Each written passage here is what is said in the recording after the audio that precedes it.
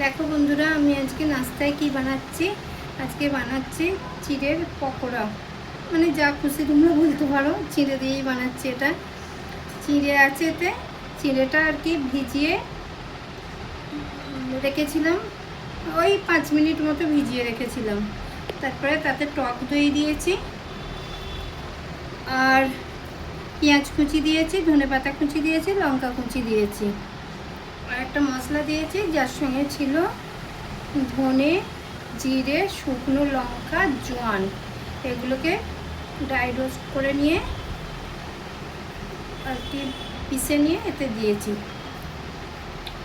আর bit নুন দিয়েছি, আমি সাদা নুন ইউজ করিনি, এতে বিট নুন ইউজ করেছি একটু টেস্টটা হওয়ার জন্য।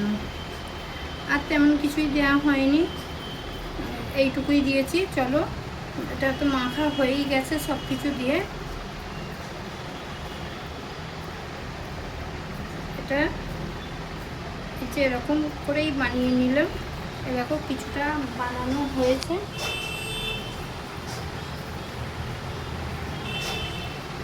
এটা একটু আমি নিজের মতো করেই করছি, কীরকম মানে এটা আদৌ করে কীরকম করে আমি জানি না।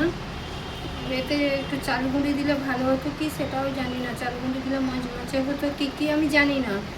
যদি চাল গুঁড়ি মানে তোমরা কেউ কোনোদিনও করে থাকো, যদি চাল গুঁড়ি কিংবা কিছু আরও কিছু অ্যাড করো, যদি করে থাকো তো আমাকে একটু জানিও। একদমই এটা পুরোপুরি আমি নিজের মতো করেই করছি, মানে দেখি এরকম করে একটা বানাই কেমন খেতে হয়।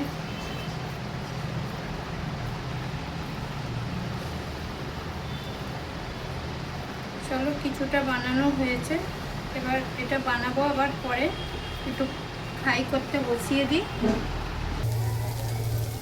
দেখো, ফ্রাই করতে বসিয়ে দিয়েছে। আমার একটা ভুল হয়েছে, এটা ফ্রাই প্যানটা বসানো দরকার ছিল। ফ্রাই প্যানটা করে করলে সেলো ফ্রাইটা ভালো হতো, কড়াই ভালো হচ্ছে না।